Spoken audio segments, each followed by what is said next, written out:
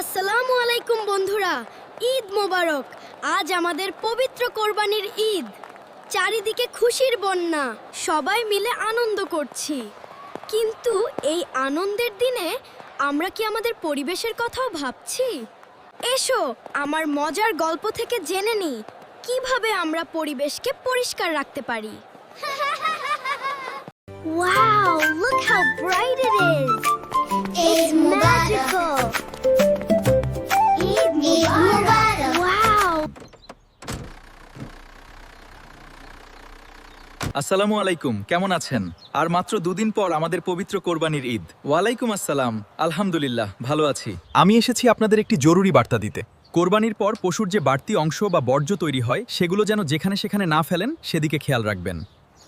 হ্যাঁ ভাই, আমরা তো সব সময় খেয়াল রাখি। খুব ভালো কথা। এই নিন আপনাদের জন্য কিছু মোটা পলিথিন ব্যাগ। কোরবানির সব বর্জ্য এই ব্যাগে ভরে রাখবেন। ওয়াও, এটা তো খুব ভালো আইডিয়া। হ্যাঁ, আমরা অবশ্যই মানব। আপনাকে ধন্যবাদ ভাই। ঠিক আছে, ঈদ মোবারক।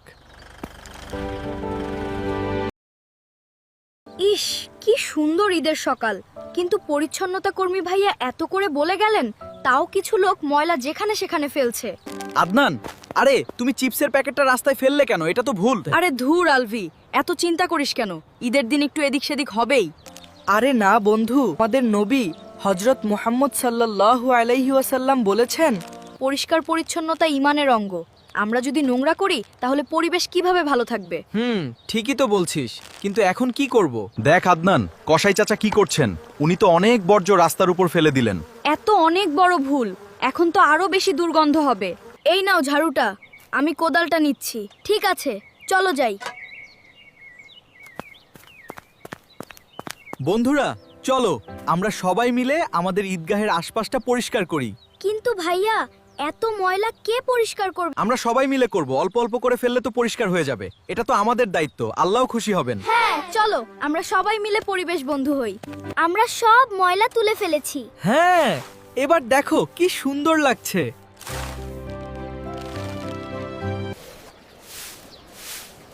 ইস, আমি কি ভুলটাই না করছিলাম। পরিচ্ছন্নতা কর্মী ভাইয়া এত করে বলে গেলেন, আর আমি। এই ছোট ছোট ছেলেমেয়েরা কত সুন্দর কাজ করছে, আমাকেও তো ওদের সাহায্য করা উচিত। আলভি বাবা, আমাকে মাফ করে দিও, আমি ভুল করেছিলাম।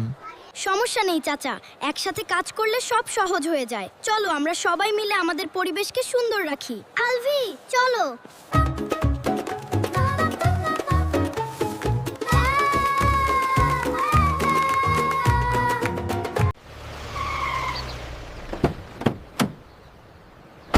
বাহ, তোমরা তো দেখছি অনেক ভালো কাজ করেছো। সব বরাজ্য এত সুন্দর করে গুছিয়ে রেখেছো।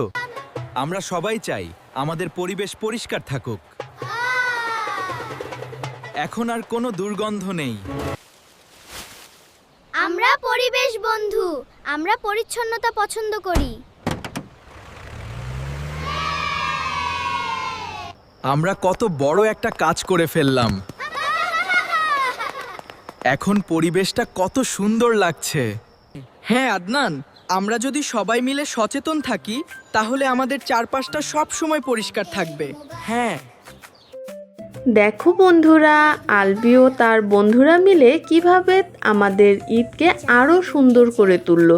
পরিচ্ছন্ন পরিবেশ আমাদের সবার জন্য ভালো। কোরবানি যেমন আমাদের ত্যাগের শিক্ষা দেয়, তেমনি পরিবেশ পরিচ্ছন্ন রাখাও আমাদের নৈতিক দায়িত্ব। আমাদের প্রিয় নবী সাল্লাল্লাহু আলাইহি ওয়াসাল্লাম আমাদের পরিচ্ছন্ন থাকতে শিখিয়েছেন।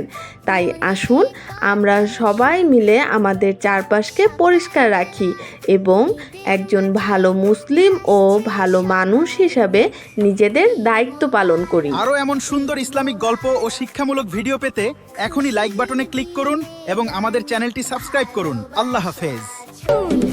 আল্লাহরি দয়াতে খুশি আজকে প্রাণ, সবাই মিলে গাইবো এবার ঈদের মিষ্টি গান। ঈদ মোবারক, ঈদ মোবারক।